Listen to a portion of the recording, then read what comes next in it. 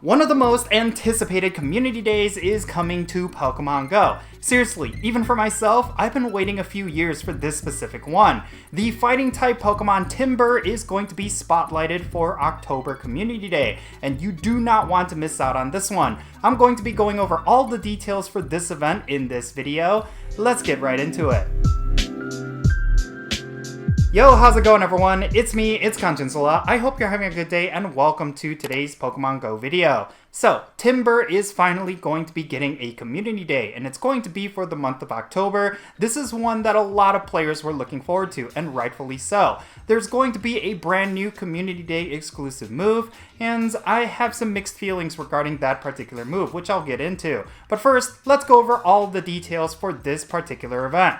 Timburr Community Day is going to be happening on Sunday, October 15th from 2 o'clock p.m. to 5 o'clock p.m. local time. The featured Pokemon is of course going to be Timburr, and you're going to have an increased chance at getting it shiny. Of course, Timburr's shiny form has been in the game for quite some time, but this will be your chance at getting this particular shiny at a much higher rate.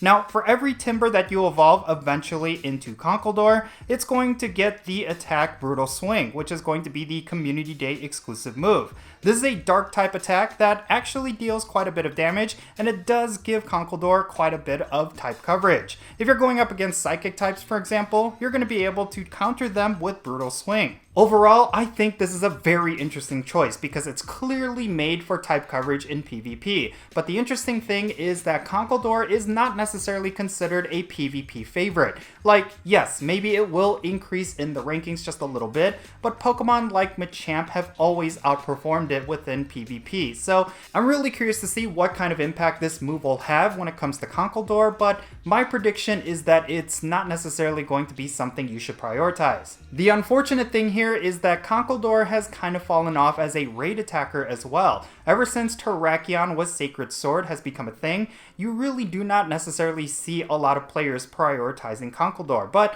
it's still a viable Pokemon to use within raid battles, especially if you need fighting types. Unfortunately, Brutal Swing is not going to move the needle in terms of how useful Conkeldurr is, but in terms of PvP, there are some interesting cases where this Pokemon might actually see some play.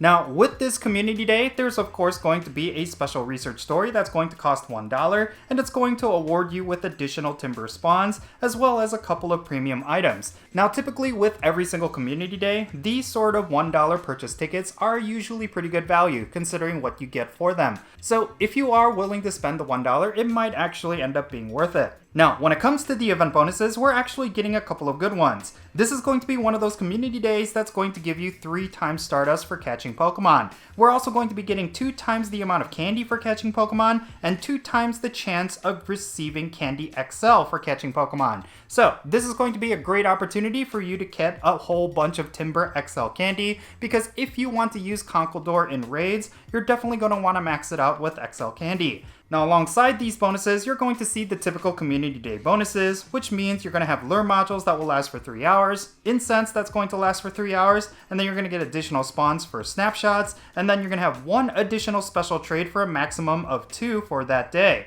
and trades will cost 50% less Stardust. And then of course, after Community Day ends from 5 o'clock p.m. to 10 o'clock p.m. local time, we're going to have a bunch of bonus 4-star raids that's going to feature the Pokemon Girder. When you complete these raids with a good number of trainers, you're going to see additional Timburr spawns. So if you end up missing out on the Community Day activities, this will be a great way for you to get extended Community Day hours.